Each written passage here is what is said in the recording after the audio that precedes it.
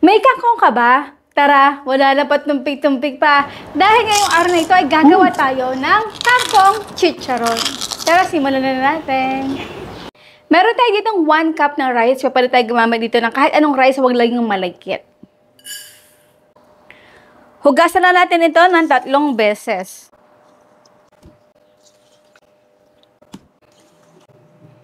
So, dito guys, ay sasaingin na natin ito. Parang talaga tayo nagsasaing. So, usually, ito yung ginagamit ko yung aking pang-measure ng ating tubig. Alam naman natin yung mga Pilipino na mga ganito. Lalagpas sila ng konti sa guhit ng ating daliri. Okay na to?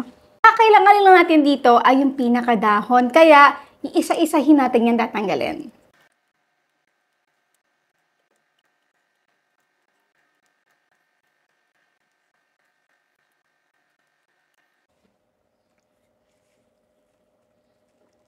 So, next na gagawin natin, sa pagsukat nga pala ito, para tayo ng measurement, ay ito ay half cup na pang-measure natin. So, sisiksikan ko lang ito hanggang sa mapuno na. Ayan. So, nakita niyo, pag hindi sinuksok, aangat, pero kapag sinuksok natin, ay eksakto ng half cup. Then, huhugasan natin yung pinaka-lids nito. Transfer natin ito sa bowl.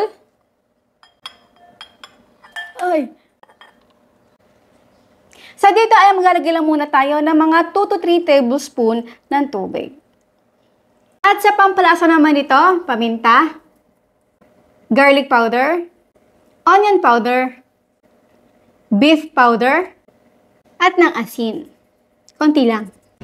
Next ay kailangan natin ito i-blend. Pwede kayo gumamit ng blender or hand blender na katulad nito. Loose, tight. Tight, tight.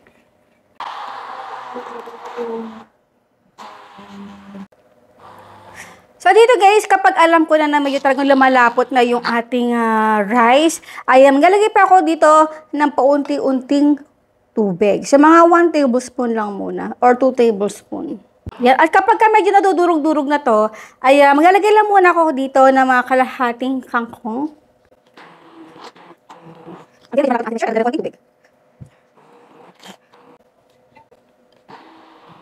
At kapag ganito na yung ating mixture, ganito ang kakalapot at ka-smooth, ay i-spread din natin ito sa ating silicone mat na pwede ito panlamig, pang-init, hindi ito agad-agad masisira.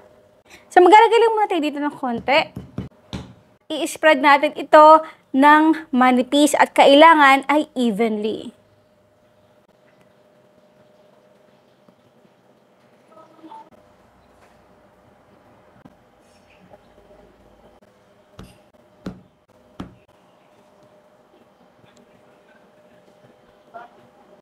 So, habang wina-workout ni Aliana yung isa, ito naman ay ipiprikat na natin. Para pag ito ay natuyo, ay madali na itong mag-break. So, dito guys, ay binabad ko muna siya sa init ng araw. At hayaan ko lang ito hanggang sa matuyo or mag-dry for at least 1 hour.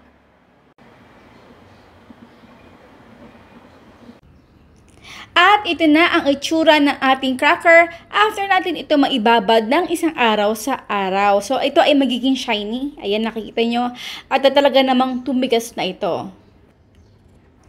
And the best way na pagluto nito ay kailangan na i-preheat mo muna natin yung ating oil over high heat.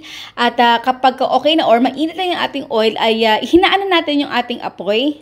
Maghintay lang tayo ng konti para naman na hindi masyadong mainit yung ating oil. Then, tsaka natin ito pirtuhin. At bago ito mag-color brown, ay hanguin na natin para ma-maintain yung crunchiness ng ating cracker na katulad nito. O, diba? So, pwede nyo i-flavor ng cheese powder. And now is done our kangkong chicharon. Dahil na guys, wala na pa itong pigtupig pa. Pero bago yan, syempre, ayan, nabubulbulo na ako. Ang tanong ng Mama Shirley, anong gulay ang ginawa natin chicharon ngayong umaga na ito? O ngayong araw na ito? Ang inyong sagot, syempre, sa comment box section. Kain po tayo. Okay, so, ang floppy-floppy niya talaga. Na hindi ko naakala kasi yung nagawa nating malunggay chips, actually originally dapat malunggay chicharon yun, pero mistulan siyang chips na parami lagay natin ng malunggay. Kaya ito ay tamang-tamang timpla sa ating kangkong chicharon. Kain po tayo. Hmm. Sarap. Hmm. Hindi tayo bibili pa, alam natin na masustansya, alam natin na malinis, at kaya-kayang gawin, napakadali lang ng mga ingredients, 'di ba?